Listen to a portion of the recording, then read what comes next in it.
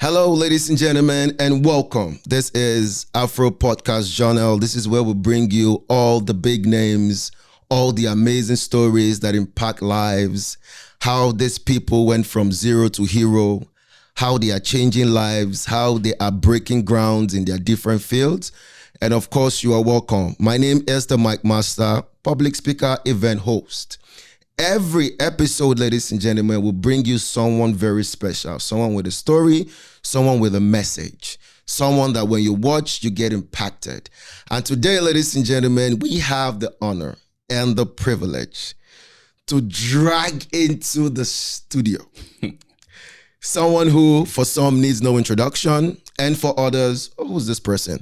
Ladies and gentlemen, he is the president of Nigerian Canadian Association here in Hamilton. His name, we're going to get to the middle part later on, but his name is Olawale Oladende Williams. Hi, sir. How are you doing? Thank you for having me. Thank you. That was a real mouthful. It's okay, but we're going to get to that. Chris. Oh, yeah, sure. Thank you. So, how you? Let's start. How are you doing? By the grace of God, I'm fine. I'm fine. You seem a very shy person, though. Well, I can say that, but some say I'm not. But I am kind of a shy person. We'll get to find out. Yes, well, let's get there. I'm more of a if you get into I like to reserve, but when you get comfortable, now you go chase me, come on. Okay, so let us start by asking, when we're having a pre-conversation before this show, you mentioned, the middle name Oladende wasn't there before. Yes. It was just the Olawale Williams. Yes. What brought about you adding that name? Okay, so we're from Misaleko. Mm-hmm. Right. Mm-hmm. And it was always when I travel. When I travel, I'm 6 months out, 3 months in, and things like that. And I got even in Canada here, when people hear the Williams, it's always like, okay, which Williams? Which Williams? It's like which Thomas, which Brown, and then people say which Williams, which Williams. So in 2021, when my dad passed away, when we were going through COVID, I noticed that of all his kids, he just didn't write X Williams. He wrote Oladende Williams. So we all just took onto it. This is what I found his last wish was. It was in his last will and testament, and he put all our names there. So we all decided to just say, okay. So now it's easier for me. Somebody was to say, which Williams? You don't have to ask that anymore. Yeah, there are sure, two Williams sure, in Israeli. Sure. One is Oladende Williams. One is Olasehinde Williams. Oh. So if you just see Oladende Williams, they know. Oh, ladies and gentlemen, we have royalty in the building. We have royalty in the building. Yeah, so now it's easier when you just hear that. Like I was speaking to a former ambassador to Canada, and when he saw the name, was like, "Oh, I had to go with you. Are you Charles?" And I said, "Yes." He's like, I know now it's easy. It's not which Williams, and I'll start tracing back and forth on how to explain which Williams. So does that come with some type of fame? Oladende Williams? Yeah. Well, my father was a socialite. So in Lagos, it wasn't news to find my father at one place or the other. The name itself, even after he died, you wouldn't know whether or not. When you're on the inside, you don't know. True. People are looking at you and thinking, oh, you have access to everything. But when he dies, and I started going around and I started giving the Ashwebi to all these people, and I get to a place, a very, very big man in Nigeria was having a meeting, and I got there and I mentioned, he cleared the room. Whoa. He cleared his whole meeting. Whoa. And he was there. And when little me, got into the room, Little he you. stood up to shake me. And I'm like, this is a man that people are looking at on TV and stuff like that, So, I mean, in the Ologbo part, yes, they know him. And Abeokuta, they know him. I didn't know that much. Remember, I grew up here. So... But yeah, I wouldn't say famous as you say they attack my bank accounts, but it does open doors. When you mention that name. And it still does, even posthumous right now. I mean, if you mention that, it's something that people still call and still say, Baba promised me something before he died. I say, Baba, don't die. I feel sure you were in graveyard day. Continue. One could say that he left a very amazing legacy. Yeah, he did what he could. He did what he could. Amazing. We can't fault him. Amazing. For what he did. He wanted to get to a part, and he wanted something for his children. And I think to an extent he did that. Amazing. Yeah. So how has the journey been so far till this? We're getting somewhere, I told you before. We're still going to get to the part where you're the president, you know. Yeah. We're going to speak more about the presidency. Yeah. But for now, how's the journey been so far? Well, from when I got here to this point, I'll say it's been a very, very tumultuous journey, even sitting with you today. My life, I've not been anything conventional. What people would say, okay, you know what, you come somewhere, you go to school, you get out of school, you get a job. For me, I never liked school.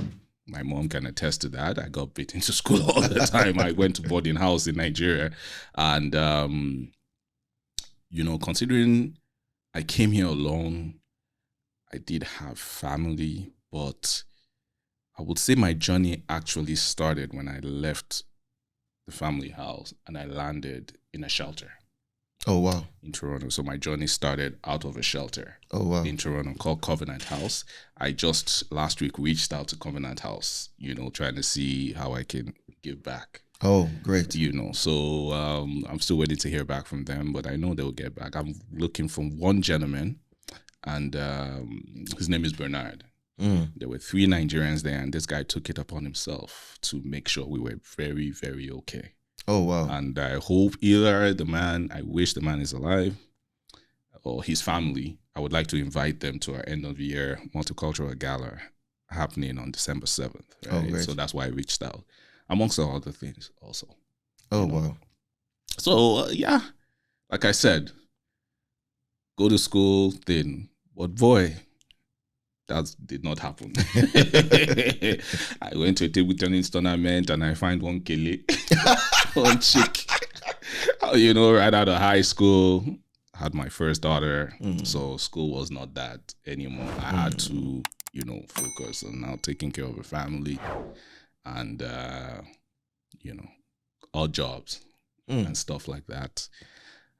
I did end up going back to school.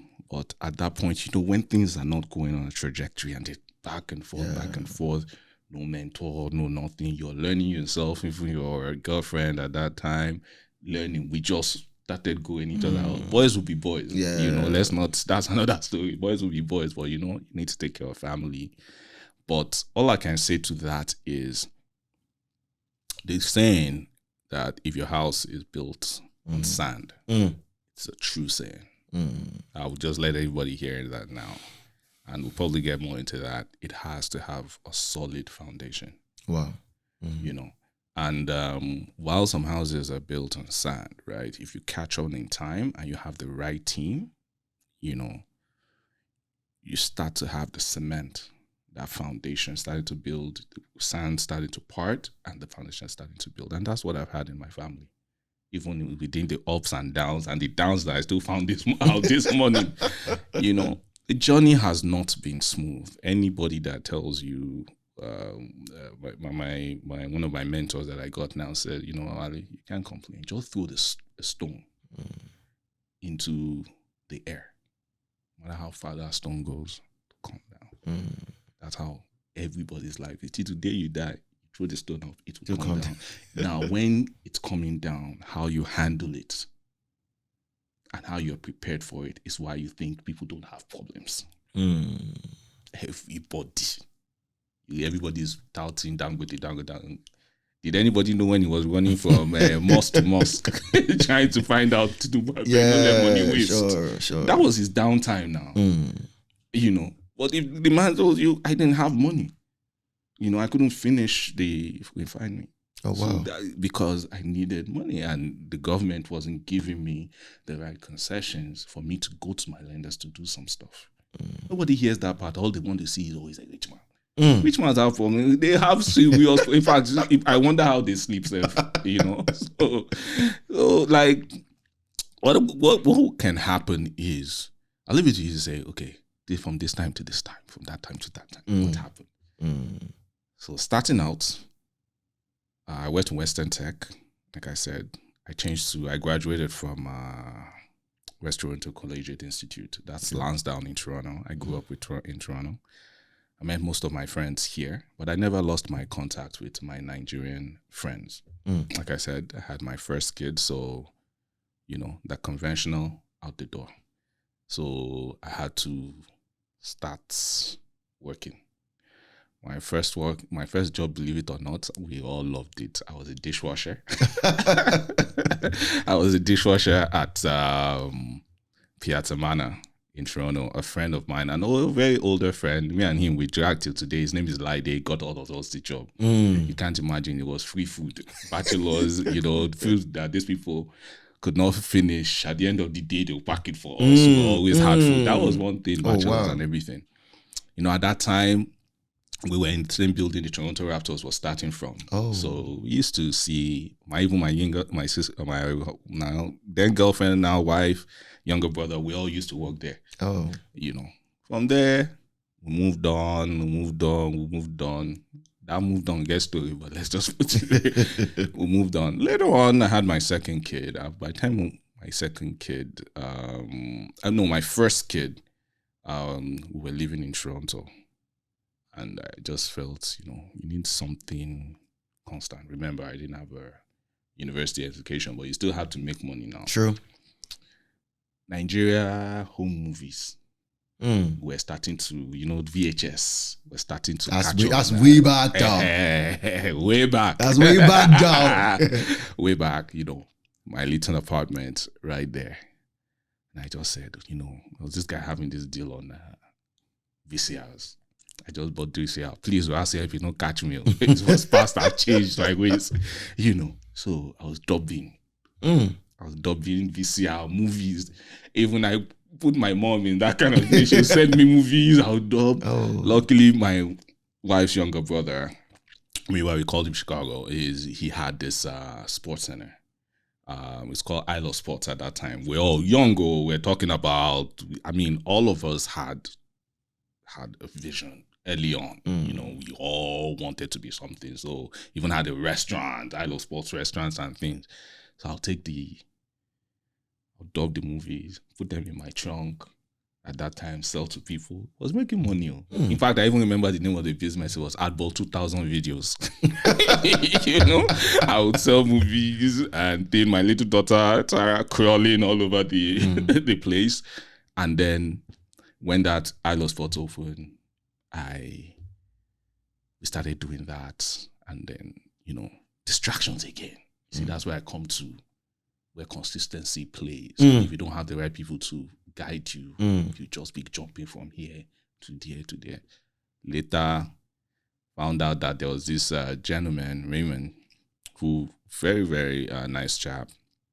He sold cars. That time, Toronto, if you had a party today, me, Martin, producer, next party will happen next week, now 3 of us go still find ourselves there. If another party happens, now 3 of us go still, it was just the same faces, but we had fun. We partied from Thursday to Tuesday. I can still name the places. Thursday, Friday, Saturday, Sunday, Monday. Thursday was, I think, this place. I know Friday is Studio 67. Saturday was Berlin. Thursday was Sweetwater. Friday was Studio 67. That's on Bathurst. Saturday, we went to Studio 7 or something. Sunday was Berlin. Monday was Bamboo. Tuesday, guys just chilled. You understand what I'm saying? And we did the same thing Thursday to Sunday all over again. Oh, I see. I don't think anybody out-partied us. Wow. I don't think. And even after those clones, we'll still enter Niger Party. At 12-2 when they're finishing.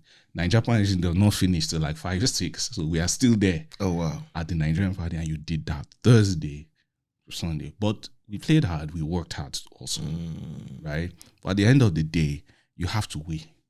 True. the money how fast is the one coming in and going out? The amount you are spending is more than the one coming in. Then you're losing. Wow. And that happened, and struggle started all over again. You know, bills started to lack, you know, that kind of life and things like that. So I now decided, okay, you know what? We're at the point now that maybe the car thing will slow. You know, it's not everything that will go fast. The car thing will slow down. So I said, my guy, I had to go back school. You know, the school it helps save, because with the school you have to take OSAP now. Yeah. You know, OSAP will give you the 60, and you still go to school, but you still have enough money to put together. From that money, right, that OSAP gave you, this Raymond again helped me. Him and this guy, they had this Audi. I'm like, let me buy this Audi. They helped me ship everything. I had 2 cars at that time that they were going to ship, but the first one. So now this was after a while, things were bad, you know. But luckily, OSAP came to OSAP came to save. So we took OSAP. You know what I'm saying?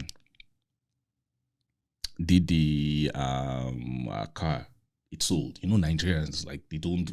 The Audi A4 was, even Audi in Nigeria did not have that A4. Oh wow! That I shipped. That was that new. So we shifted, made some money. Then I met another guy. His name was Abi Salami. He ran for governorship. He's still here. Very, very, very you should have him on here. That's a man of wisdom right there. Oh wow. Abi Salami and his wife should be very lovely family. You know, the man will advise, and I took him sort of as a mentor. Even while I was under his care, a lot of things were not happening, but he wouldn't judge you. I've asked, he's a conk Muslim. And I've asked him questions that will get you burnt at the stake immediately. This guy will just answer in a non-judgmental way. You know what I'm saying? And that was my first foray into home ownership. Abdul Salami was the one that sold me my first house. Oh, wow. You know, and I was, my 20s when I bought my first home in Brampton. I almost lost the house. Oh wow! I almost went into foreclosure. You get what I'm saying? And my sister had just moved in. I just had my 3rd kid then. 2005. My sister had just moved into Canada, and she was going to, you know, she helped me, you know, so it doesn't go into foreclosure. So we were able to sell almost immediately. Me and my friends, older brother, were able to sell immediately. So I had to move back. Remember, I'm in Brampton now. To move back to Mississauga. So I bought a home. Now I had to go back to renting. Oh wow! You know what I'm saying? But Mississauga had become expensive at that time. We loved Mississauga. It had become expensive. It was out of our price range. My wife now said, go look at Hamilton. I knew Hamilton from back school. You know, was a place my friends we used to come party, but we never liked Hamilton. It was like the oldest city. It wasn't like Hamilton was a cesspool, but you know, you want something new, right? And she said Hamilton. I was like, hell no, I'm moving to Hamilton. It took her 2 years to convince me to move to Hamilton. When Mr. Phil said, okay, how's it? We came to Hamilton, we picked a place, we bought it, and things like that. But at that time, we didn't even know there was another place in Hamilton called Ancaster, just 7 minutes away. So one day we drove into Ancaster. I said, sis, that's my wife I'm talking to. This is it. This is it. Now you want to bring me to Hamilton. When I moved into Hamilton for the first, so the day we closed our home, we had a family vacation. My neighbor, I just heard this in Nigeria today, Bumi. I just said, let me pack everything in my house. We're neighbors. Just put it in your garage and I come back on my vacation. So as I was closing the house, collecting the keys, I was dropping it. I was dropping it somewhere, right? Because we had a plane to catch. We had a family vacation in Orlando. Right about 2011, 2015, we were able to move into Ancaster. When we moved into Ancaster, I was like, okay, we're going to start this little thing. How are we going to do it? She just got on Facebook. She got on Facebook. The first person that I reached out to her was the president of the Nigerian Canadian Association then. Oh, wow. Oh, I see where this is going. Yeah. Oh, great. Was the Nigerian Canadian Association of Hamilton then. She now said, the guy reached out, very good guy, very, his name is Diolu Sanyolu. And she reached out, and they were going to have end of the year, like their monthly general meeting. I have always been a marketer. Remember, I was getting trading for my mom's business, and marketing is the only Sure. thing. So I've always been a marketer, and I said, you know what, they're going to have a meeting. She was like, and there was an end of year party coming, right? And obviously we need business now. I was like, well, maybe we should cater for that end of year party. And she's like, yeah, well, let me talk to them. And I talked to my aunt. I said, one friend who loves well, you will cook jollof rice, you will cook your kidney, you do your best, you will carry the food to their meeting. Call him back and say you're bringing food to their meeting. Let them taste. If they're going to, they need to know what they are agreeing to. Sure. They need to know what they are agreeing to. Sure. At that day, I couldn't go. She went to deliver to them. We're waiting for feedback. Feedback no come. I say, I be in our height. We think our food sweet. So our food no I sweet. know, right? I had put me and her. My wife is my partner, and it's not a matter of half and half. This girl will match my 50% any day, cash wise, not all. So it was always all in. We put in all in. Then can't fail on this one. You know what I'm saying? And she was like, okay. Luckily, we were grilled, and they're very, very. The husband, Diolu, was able to separate business and thing. And pleasure. He would let you have it. The wife also would let you have it, really. So if they don't like something or people complain and stuff like that. So we started Fuka Kitchen. Oh, wow. We were cooking out of an approved kitchen on Burlington Street East. It's closed down. It's now a pie shop now. We had issues there also. The landlord didn't know what to do and everything. Hamilton was becoming difficult. I remember when I told her, now there's a lot of places springing up Christie's Kitchen. At that time, I had very good friends in that were Italian. Remember, I moved into Ancaster. My friend, my wife was always going out to bring friends home, and it worked out for us. I'll tell you why. The second friend also worked out for us, which is one of the business I'm doing now. You understand? I outbid everybody. We outbid everybody on that location. So the owner of that location wanted to see us then, and we went, we spoke, we felt everything was okay, we were going to get the spot. Only for the real estate agent to come back and tell us, are you sure you don't have anything to represent you? Like, represent me like I should be a real estate agent. And things like that. I said, well, I'm going to be real with you. The guy doesn't want to rent to blacks. Oh, wow. Oh, wow. I laughed. Really? I didn't know how to take it. Racism was not something I was. He didn't want to rent to blacks. Yes. Oh, wow. And I'm like, no, I'm not going to have anybody represent. Mm-hmm. If he doesn't want to rent to us, that's so good. And things. We try to look for a few places. That's why I said when we get to that point, you see how Hamilton has changed from then to now. Remember, I see Christie's Kitchen popping up. I see Timmy's. I say, how does these people get to this place? When I was there struggling to get a place and stuff like that. But I'm glad we are where we are. It is amazing how you brought us, through the journey, and I could see that your process was pretty much regimental. I said I was going to get to the part of the presidency, which, we drove right through it. It was a Ferrari right through the bus stop. Yeah. Now we are at the presidency. Yeah. You took office in 2023. Yes. Great.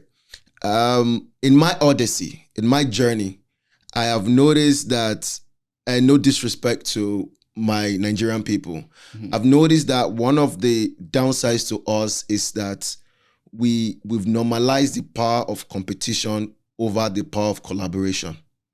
You're right.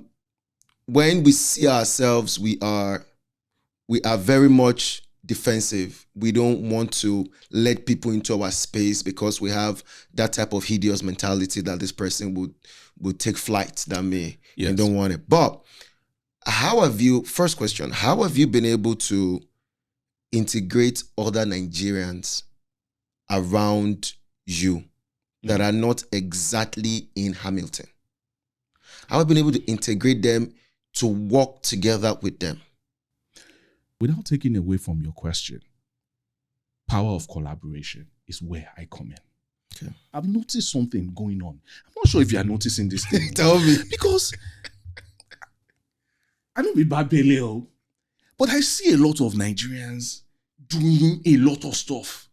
And everybody just receiving awards. Now, so it's just easy to just give award everywhere. You know what I'm saying? I mean, you call these people, give them award. I know you're trying to make your mark, but if you water it down, it becomes an issue. Yeah. You get what I'm saying? It becomes an issue. I see a lot of people.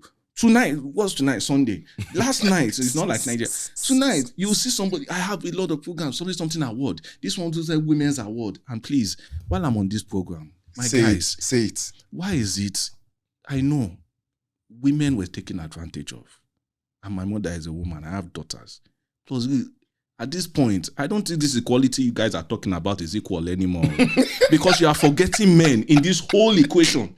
If you want to see something is women, cater to women, cater to women, cater to women. Where are the men? Should we go and jump into the lagoon or what? You know, men too need this love. Something men think. But maybe funding does not come out fast for men than when you mention women and children. Yes, sir. But please, I understand. It was a patriarchal state. But based on equality, ADI that we're all facing now, please include men in all these things too. Abi? Please. Let me not go and start identifying as something just because once you will come. Anyway, so that's where my power of collaboration comes in. Great. You know, I with this government will rather see us partner. And I've noticed that the team we put together are the same. You know, another issue happened with a subset of the Nigerian Canada Association, where the Igbos now moved away and formed their own thing. Oh, wow. No biggie, it's normal, you know.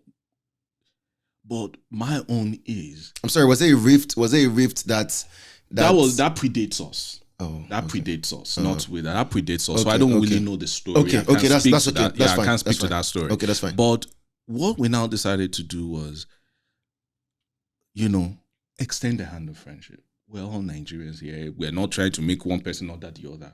But united we stand, divided we fall. Yes, I know issues still run deep, but that's how I want to work. Let's just extend that hand of friendship. Let's partner in everything. Okay, now, the end of the year is coming. It's a multicultural gala. I beg producer also. You know, we need dancers. We need multicultural dancers. If everything was supposed to be power of collaboration, should we be begging people? No, you should Naturally, not. the Yoruba dancers will come up. Yes. Naturally, the Igbo dancers will come up because everybody is happy and everybody's doing what they want to do. You know what I'm saying? I do. And that's why I like when you said you've noticed too. So if you've noticed too, every other person has noticed. Yeah, sure. The problem is, why are we not doing something about it? The power of competition over power of collaboration. Remember I mentioned it with all this... what's the name? Afro lounges opening up left and right. It's the power of competition. Yeah. 5 friends. One opens this, one opens that, one opens that. By the time Chukebeka, this one calls me, I just say, John, I'm going to State and Main. Let me just go and chill there. Because I don't want problem. If I go to this one's zone now, I don't go to that one's zone. Each thing. Collaboration is the only way we can move forward. Yeah. Collaboration is why other communities have become big. A lot of them. For Nigerians and now this is for the presidency, okay? Okay. For Nigerians coming in, you know, the anthropologists, they call it culture shock and culture resistance, right? Yeah. You know, it's inevitable when you get to a new place, you're going to have culture shock. Yes. Now, it is more stringent when you get to a first world country, coming from a third world country, there is a cultural resistance. Please, who called it a third world country? Is it you calling the third world country, or another person calling your country a third world country? No. Please don't get me wrong. No, please don't get me wrong. No, please don't get me wrong. Now, because I still don't see why we are third world though. It is I'm talking from the books now. Please don't get me Okay, wrong. from the books. Okay, I'm talking from the books. I'll take that if you're saying from the books. I'm talking from the books. Okay, because I get you. we all have those litany of countries that are placed in the scope of a first world, second, and third world. No, yeah. If you say from the books, it's from the books. So you can go ahead. Guys, from the books. Please, okay, now coming from that place to a place like this, you always have cultural resistance, which means that you have to diffuse yourself into that culture. Yep. Now, for a lot of Nigerians who are coming, especially now, let me narrow the scope down to Hamilton, right? Okay. What are some of the things that your administration have done, or are doing, or will do for these Nigerians coming in to have some sort of soft landing and start their journey to where they want to take it to? Thank you for that question. You see,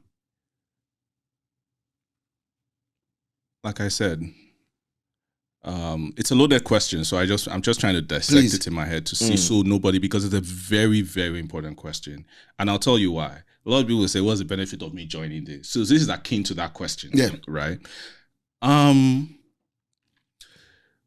You see, when you get into another country, the first thing you need to look for is your community.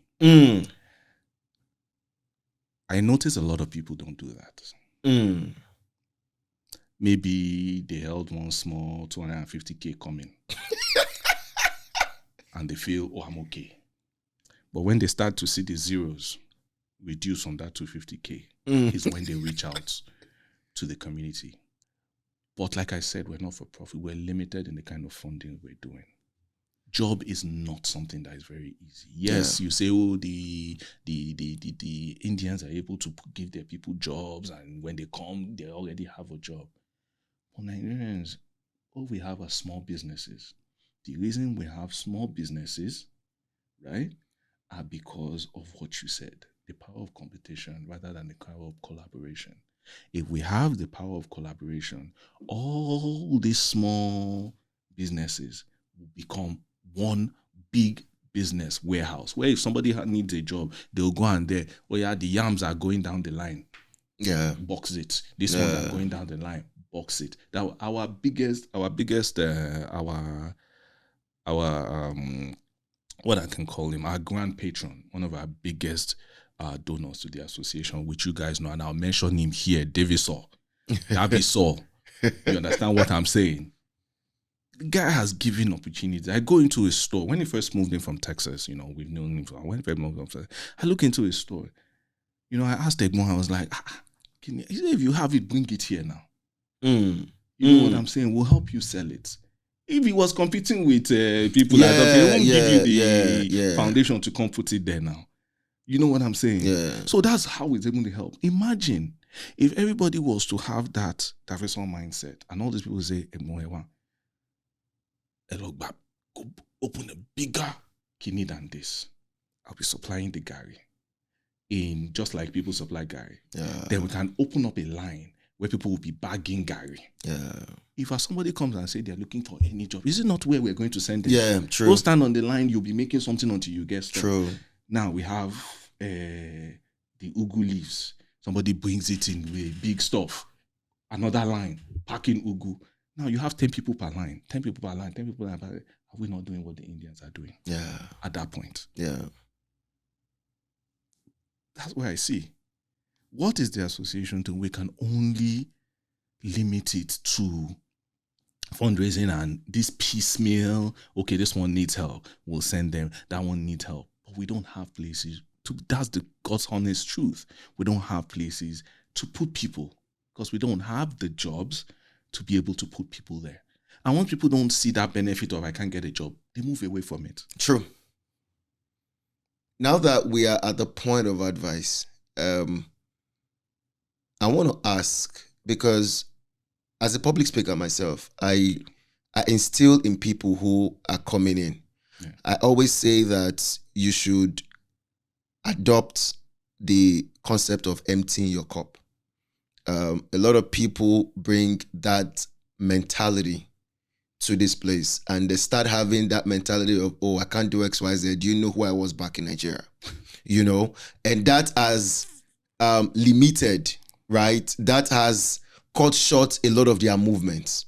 What are some of the advices you would give to Nigerians who are coming into your community, who are coming to settle, who are coming to look for a better future for themselves, for their families? What are some of the advices you want to give to them? My brother, the ones that say, do you know who I am? Are the ones that just came when that 250K or 500K looks like it's a lot of money. I don't think there's anybody sitting here. I'm looking at all these gadgets over here. We can count 100K in gadgets over here. Yeah, true. So if you can count 100K in gadgets over here, that's gadgets alone that I'm looking at. True. Right? How much is 500K? You get what I'm saying? I do. It come here, it's when they have that. In the community, I've not seen that. I've not heard that. What I've heard is I beg anything. But let's just assume. Let's go back to let's just assume somebody says, okay. Now, Canada is not a melting pot. Canada is a mosaic. They've sold themselves as such. However, it's starting to look like a melting pot because of its more. So, whatever we pride ourselves on, it's what is becoming our Achilles. True. You understand what I'm saying? I do. When you're coming, my brother, I'm going to start from the shores of Nigeria. Do not sell everything. Do not leave your job. Do not bring your whole family. This is somebody that has hurt. Do not bring your whole family yet. Your wife and your kids might not forgive you for it. Wow. You have given them a certain lifestyle. Remember, the suffering is for the person. When you don't settle, can't finish to a certain extent, don't call the wife. You said something. You are in Nigeria. You don't even have to be the biggest man. You can have a driver.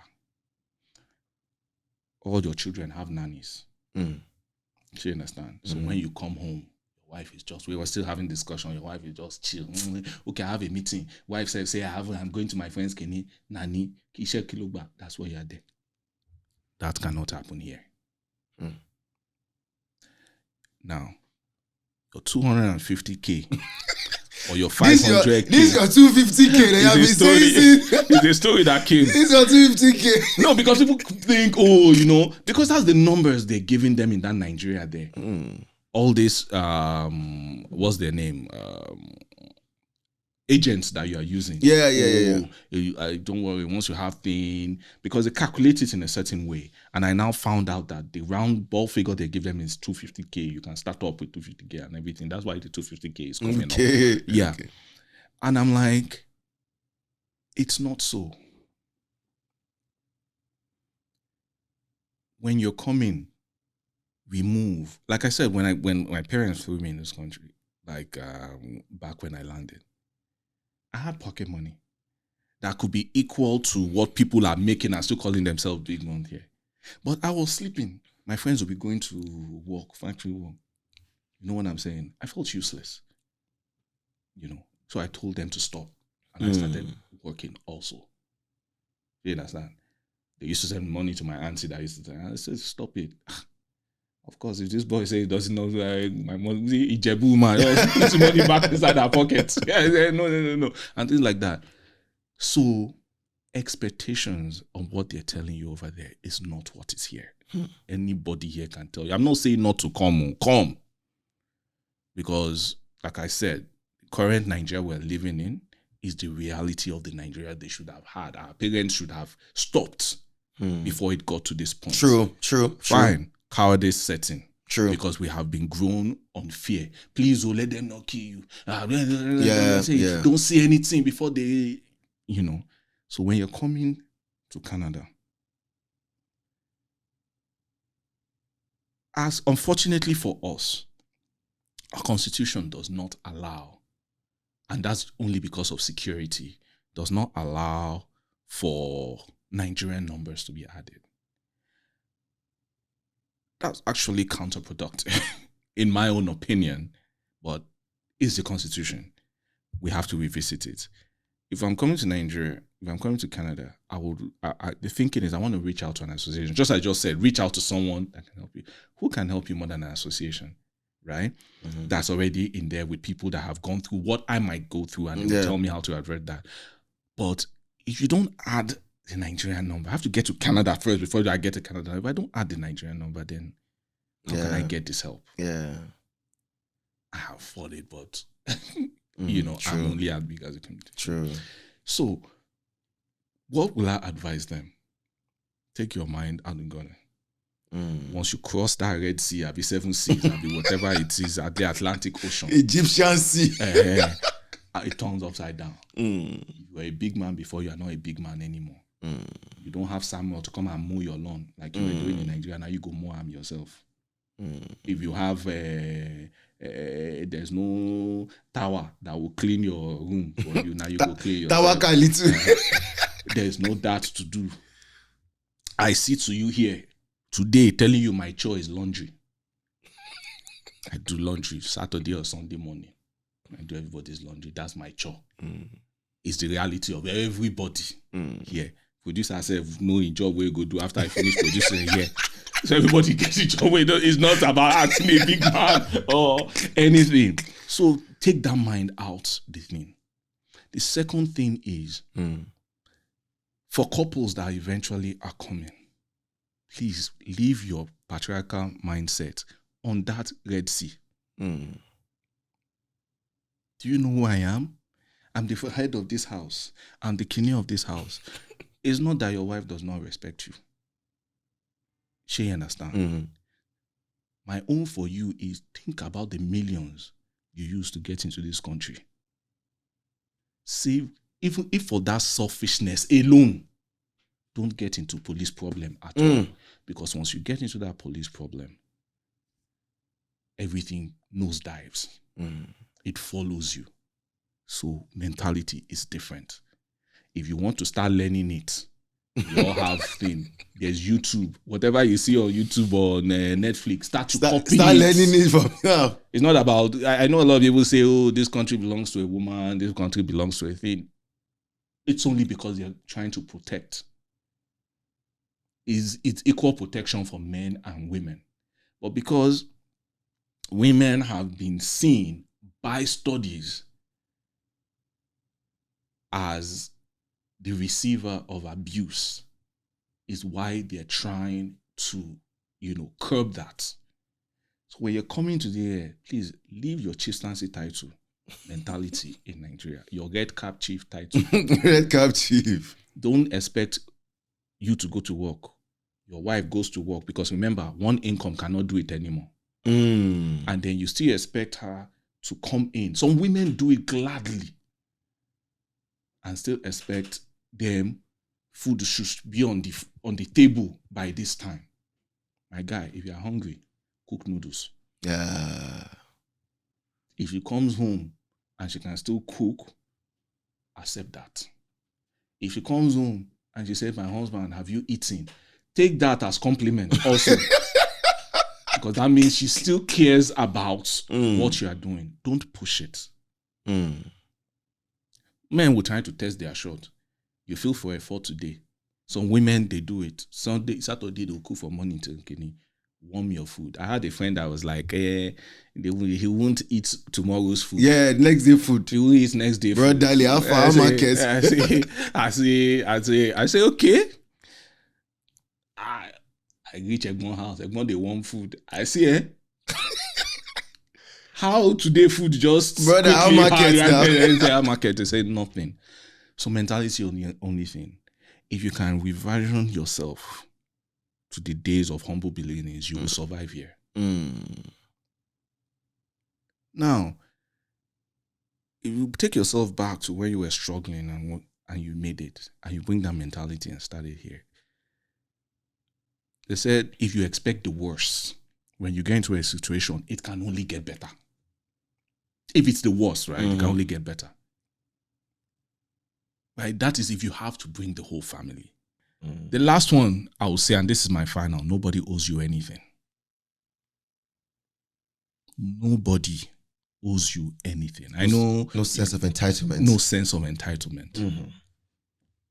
Yeah, we are Nigerians. We can't do this. I'm joining this. Nobody owes you anything. And if you start to look at it from that point of view, you tend to see that people that believe nobody owes me anything, so they're always appreciative of everything that gets done for them. True that. And when you're appreciative of everything that gets done for you, you're always moving forward. True. You don't have offense to anything. You're not holding anybody in highlights. You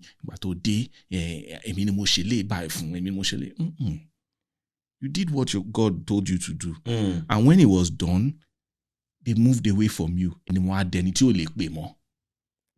That's a sense of entitlement in its own way. Yeah, of course, yes. Of course, yes, it is. It hurts. Yeah, it does hurt. Human thing, it hurts. But there's a reason why you will be something. Just wait for that person to get to a point of where they can loud it up. You will hear you in their story. True. You give that kind of person, I'm lower than you,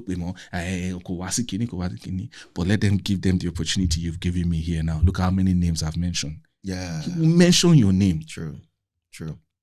Nobody forgets people that have helped them on their journey. True. I beg one person to come argue and say people forget. Nobody forgets. Give them a stage for them to speak. They will mention your name. Yes. But don't ask for it. So, lastly, favorite food, 1. Favorite food. I don't eat offals. Everything else I eat. You don't eat what? Offals. Okay, but but there must be one that is top of the food chain for you. That one you have to ask my wife. Because women, they know your husband is upset. They know what to cook. Even you don't even know your favorite food. I see. But I think it has to be. Let me look at it. I'm a foodie. It's off. I only go on vacation to eat. It's okay. Honestly. It's okay. But if I was to pick, I'm tired of food because I've eaten so much. But if I was to pick, yam. Look at that. There must be something to tie to this. Yam. Yes, yam. Dundu and that fried yam. Yes. There must be something. Yes, there is. Thank you so much for reminding me about that. It's yam. I've really enjoyed myself. Ladies and gentlemen, I've had the privilege, we've had the honor to have in our midst someone who has shared his story, someone who we feel has impacted a lot of lives. Because one thing about podcasts is you keep listening to it. Somebody will watch the same podcast 2 years from now and still get impacted. We've had the privilege to speak with the president of Nigerian Canadian Association here in Hamilton. His name is Mr. Lawale, and we are happy to have him. I'm sure at some point he will stop by the studio again to say, hi guys, I have some new updates to give to you, and we'll be very, very willing and happy to receive him. Mr. Lawale, thank you very, very much for your time. Welcome. I appreciate anytime. you. Please keep doing what you're doing and keep giving back to the Nigerian community. Thank you very much. Thanks for having me, guys. Thanks for listening to me, everyone. And please, Afrojournal is here for you guys to listen, learn a lot from all their topics, okay? Anytime they have me, I'm at your service. On this note, ladies and gentlemen, we are going to see you in the next episode. Holla.